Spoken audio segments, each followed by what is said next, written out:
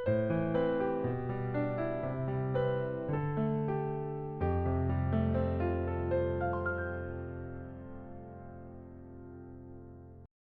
함께 기도하심으로 8월 15일 화요일 매일 주심 기도회 시작하도록 하겠습니다. 하나님 아버지, 지난밤도 무사히 지나게 하시고 이렇게 새날을 선물로 주심을 감사드립니다. 귀한 선물 소중히 간직하듯이 오늘 하루도 정성을 다해 지내게 하여 주시옵소서.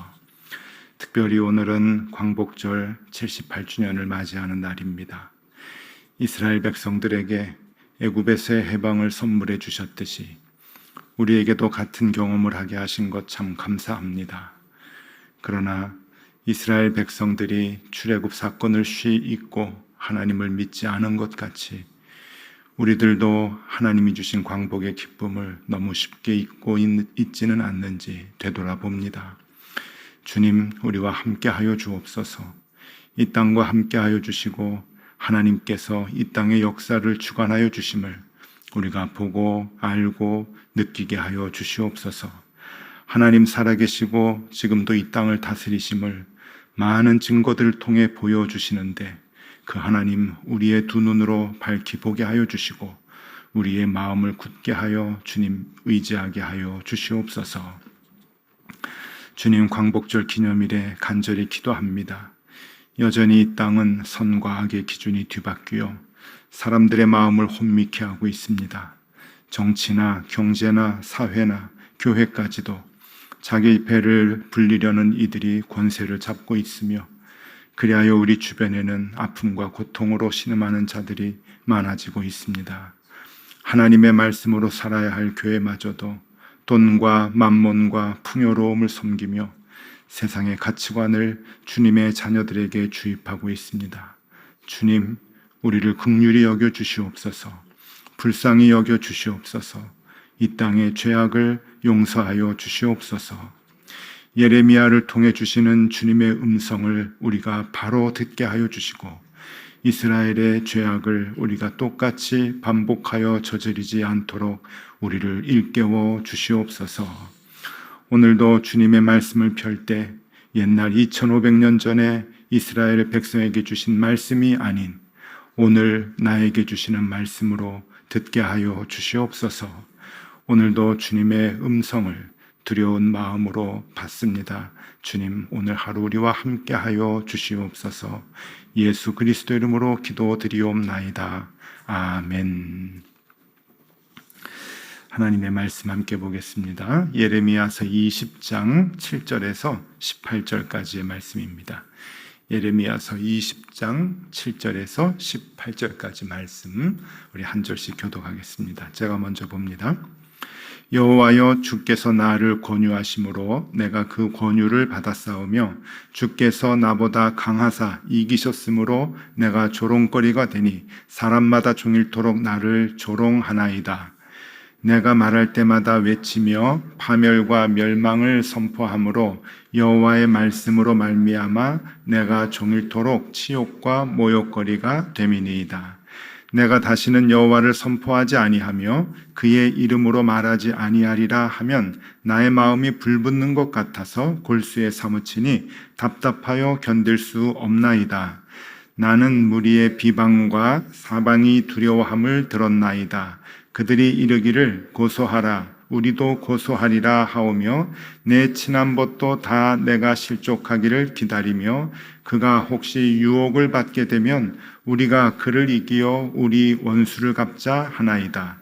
그러하오나 여호와는 두려운 용사 같으시며 나와 함께 하심으로 나를 박해하는 자들이 넘어지고 이기지 못할 것이오며 그들은 지혜롭게 행하지 못함으로 큰 치욕을 당하오리니 그 치욕은 길이 잊지 못할 것이니이다.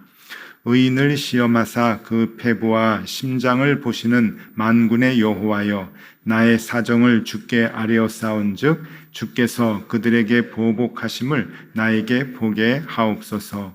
여호와께 노래하라. 너희는 여호와를 찬양하라. 가난한 자의 생명을 행악자의 손에서 구원하셨음이니라. 내 생일이 저주를 받았다면, 나의 어머니가 나를 낳던 날이 복이 없었다면, 나의 아버지에게 소식을 전하여 이르기를 당신이 등남하였다 하여 아버지를 즐겁게 하던 자가 저주를 받았다면, 그 사람은 여호와께서 무너뜨리시고 후회하지 아니하신 성읍같이 되었다면, 그가 아침에는 부르짖는 소리, 낮에는 떠드는 소리를 듣게 하였다면 좋을 뻔하였나니, 이는 그가 나를 태에서 죽이지 아니하셨으며 나의 어머니를 내 무덤이 되지 않게 하셨으며 그의 배가 부른 채로 항상 잊지 않게 하신 까닭이로다. 어찌하여 내가 태에서 나와서 고생과 슬픔을 보며 나의 나를 부끄러움으로 보내는고 하니라. 아멘. 잘 주무셨죠? 네. 오늘 광복절이기도 하고 또 흔히 휴일이라 그렇게 얘기도 하는데요. 예, 오늘 좋은 날 되실 수 있기를 바라고, 또 영상으로 이 시간 참여하는 모든 분들에게도 하나님의 음성이 오늘 또 귀하게 들리는 좋은 하루가 되실 수 있기를 바랍니다. 자,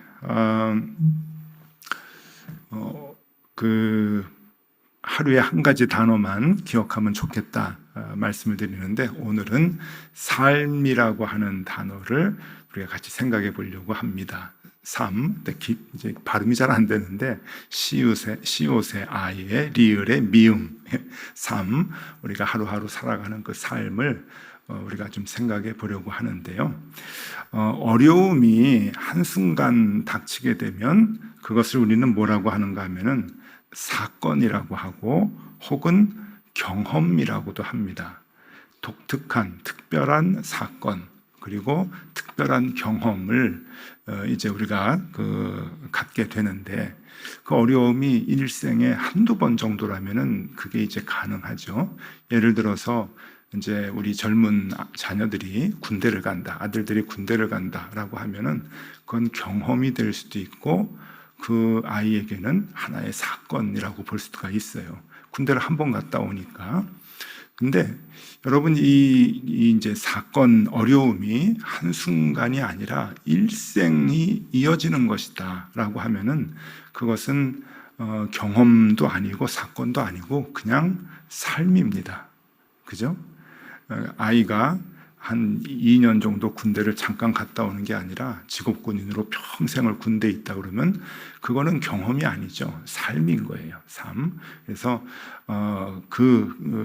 일상을 그렇게 이제 쭉 이제 살아가는 거를 삶이라고 하는데, 이제 예레미야의 입장에서 보면은요, 예레미야를 보면은 예레미야가 고난을 받고 고통을 이제 받으면서 살고 눈물을 흘리고 탄식을 하면서 이제 살아가는데, 늘 우리가 이제 그걸 보잖아요.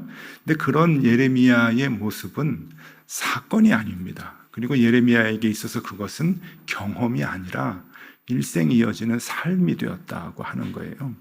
그러니까 예레미야에게 있어서 고난을 받고 고통을 받고 눈물을 흘리는 것은 그의 삶이지, 그가 독특한 상황으로 인해서 받는 경험 그리고 사건이 아니다라고 하는 거예요. 그래서 우리는 이 예레미야를 통해서, 예레미야의 모습을 통해서 우리를 투영해서 이제 볼 수가 있어야 하는데, 하나님을 바르게 믿고 바르게 의지하고 살려고 할 경우에 예레미야의 모습이 우리의 모습이 될 수도 있겠다라고 하는 데까지 우리가 이 말씀을 보고서 우리에게 주시는 메시지를 들을 수 있어야 되는 거죠. 그런 의미에서 오늘 예레미야의 삶을 한번 이제 살펴보면은 8절의 말씀에 예레미야의 삶이 이렇게 나와요. 내가 말할 때마다 외치며 파멸과 멸망을 선포하므로 여호와의 말씀으로 말미암아 내가 종일토록 치욕과 모욕거리가 됨이니이다. 치욕과 모욕거리. 그리고 그 앞에 단어가 재밌죠. 종일토록. 이 종일은 하루의 종일이 아니고 예레미야의 일생을 얘기하는 그 단어를 얘기해 주는 거죠. 상징적인 의미죠. 그러니까 예레미야는 평생을 모욕과 치욕을 당하면서 살았다라고 하는데, 이게 사건이요 경험이 아니고 예레미야의 삶이라고 하는 겁니다. 그림을 좀 보여드리면은요, 제가 지난 토요일 날 보여드린 그림인데, 핍박받는 예레미야. 근데 저게 이제 성경 말씀을 토대로 해가지고 이제 그림을 그린 거란 말이죠.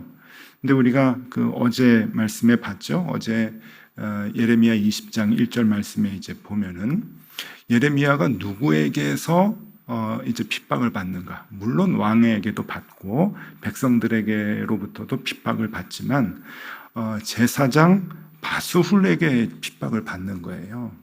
그러니까 요즘 말로 말하면은 목사가 다른 목사한테 핍박을 받는 거고, 그러니까 이제 제가 만약에 핍박을 받는다, 이게 이건 예예요. 제가 핍박을 받는다 그러면은 우리 노회장님이나 총회장님한테 핍박을 받는다. 그렇게 이제 생각하면 되는 거고, 또 여러분들이 이제 신앙인인데 신앙인이 다른 그리스도인들한테, 다른 교회 교인들한테 또 핍박을 받고 이제 그런 거예요. 그러니까 우리가 이제 권세 있는 자들한테 이제 핍박을 받는다라고 하는 것은 그들은 하나님 모르니까 내가 핍박받는 거 당연하겠지. 그러고선 견뎌낼 수가 있는데 같이 하나님 믿는다고 하는 사람들이 주는 핍박은 이건 모욕인 거죠. 모욕이고 치욕적인 건데 지금 그 예레미야는 그것이 삶이 되는 겁니다. 독특하게 받았던 경험이 아니고 그리고 한 가지의 사건이 아니고 한순간에 당하는 사건이 아니라 늘 그렇게 핍박을 받으면서 쇠고랑이 차져 있고 그 다음에 목숨의 위협을 느끼면서 살아가는데 그게 누구로부터냐? 제사장들로부터 그렇게 핍박을 받는다라고 하면은 정말 황당하고 괴롭겠죠. 그것이 예레미야의 모습입니다.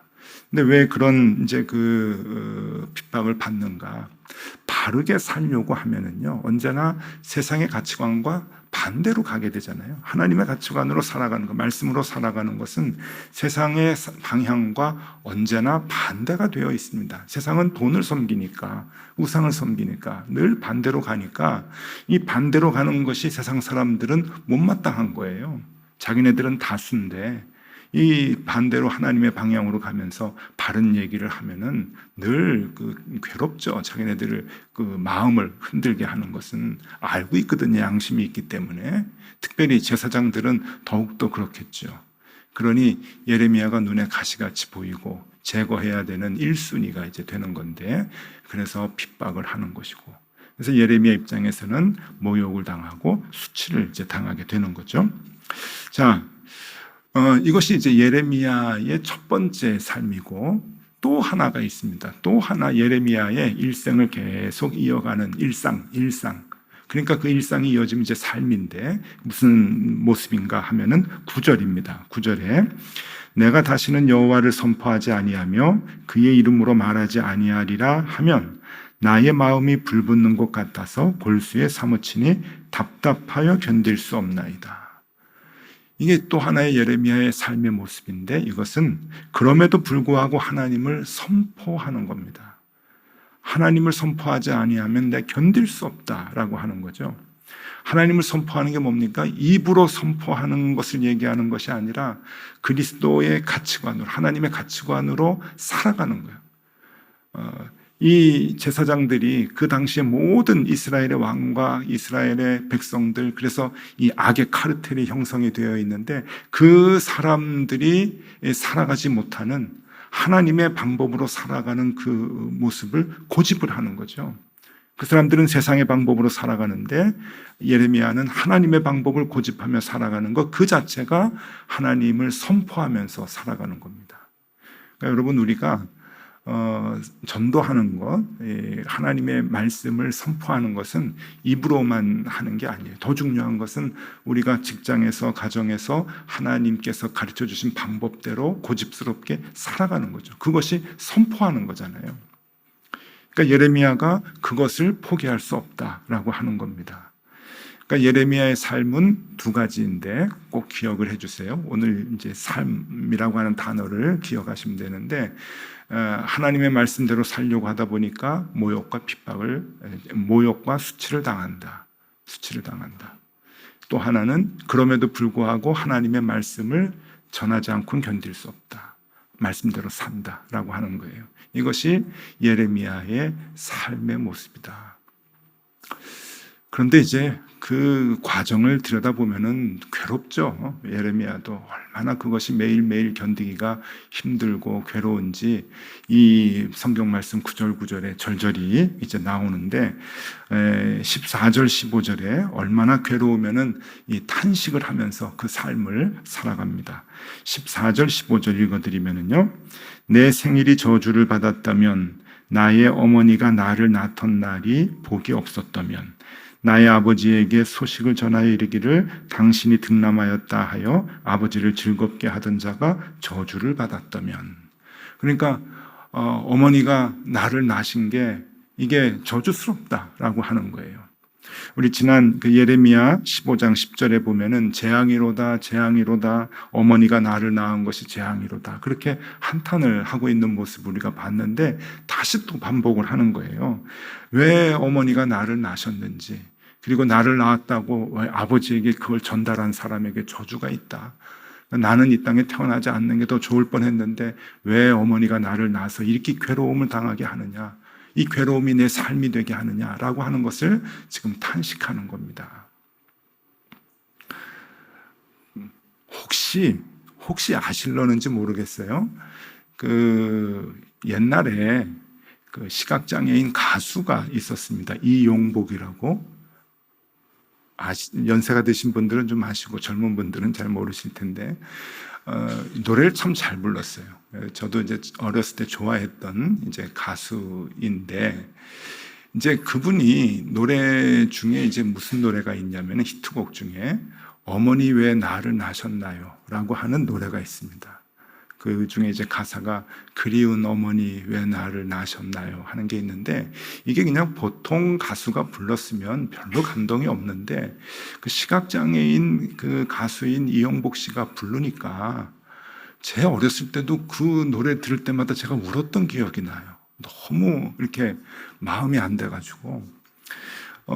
여러분, 몸이 조금 불편하게 그 살아가는 사람들이 어머니 왜 나를 낳으셨나요? 이제 그러면 그 얼마나 마음이 참 아픕니까? 부모님도 마음이 아프겠고 본인도 그러겠고 주변에 있는 사람들도 마음이 아플 텐데, 지금 이 예레미야는 자신의 삶이 너무 괴롭고 힘드니까 어머니 왜 나를 낳으셨습니까?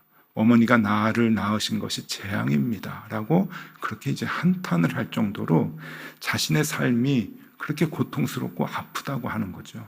얼마나 힘들면.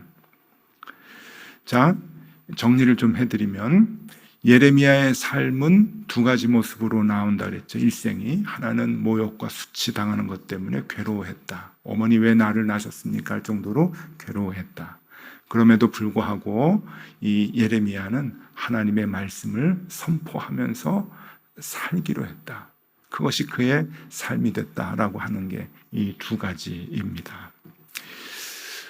그렇게 힘들어도 왜 이 예레미야가 그 결단을 하고 복음을 전하면서 살아야 되겠다, 하나님 말씀대로 살아야 되겠다라고 마음을 먹고 그렇게 괴로워도 어머니 왜 나를 낳으셨습니까? 할 정도로 늘 괴로움을 토로를 해도 왜 그 길을 바꾸지 않고 그대로 걸어갔는가? 거기에는 이유가 있는데요. 그 이유가 12절에 나옵니다. 이게 굉장히 중요한데 12절에요.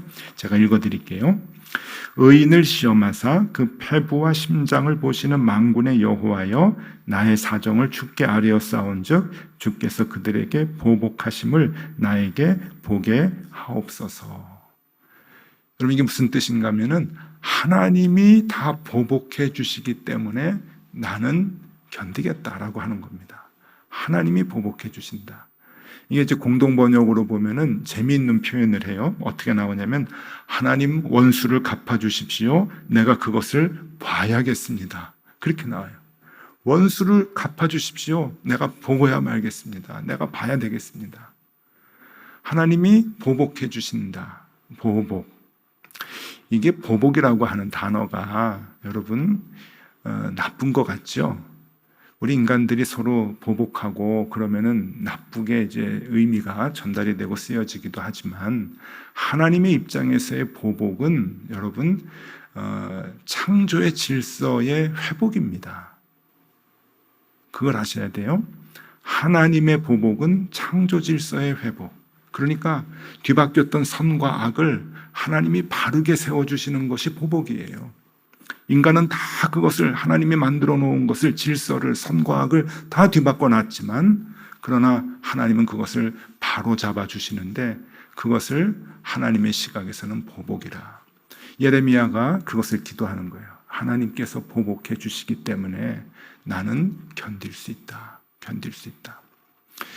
자, 여러분 혹시 이 말씀대로 살다가 모욕당하고 또 수치를 당하는 경우가 있죠.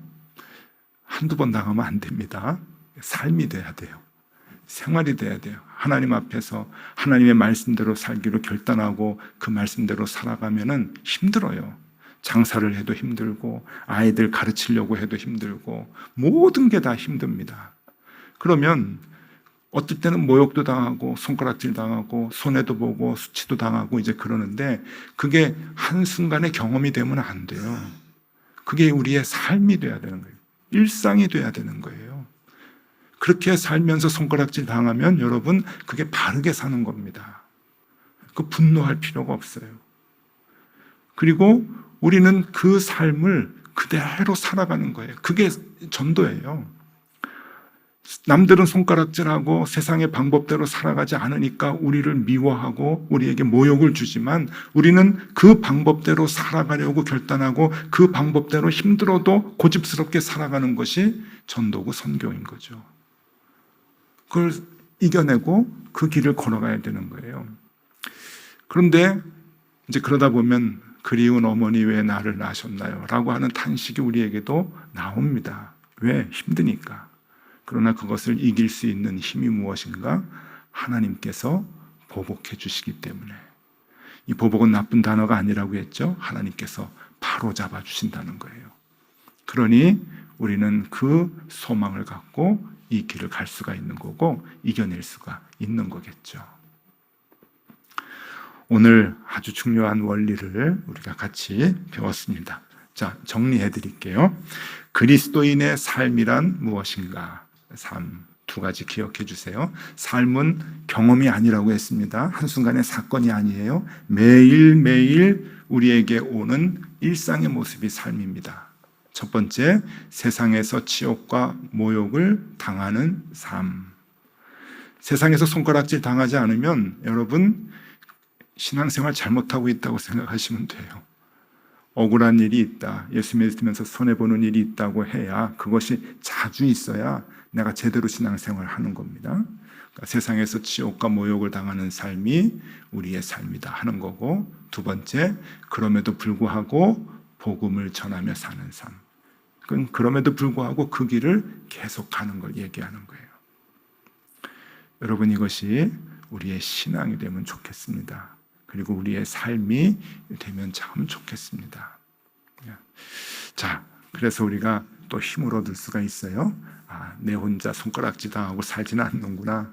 제대로 사는 그리스도인이라면 다 똑같이 이렇게 힘들구나 하는 것 서로 또 용기, 위로받고 그래서 또 용기를 얻는 우리가 되면 참 좋겠습니다.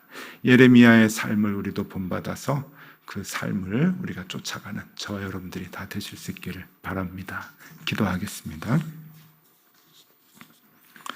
주님, 우리의 삶을 되돌아봅니다. 그리스도인이라고 하는 우리의 삶이 정말 그리스도인다운지 되돌아봅니다. 우리가 하나님의 말씀으로만 살려고 고집하다가 모욕을 당하면 좋겠습니다. 수치를 당하면 좋겠습니다.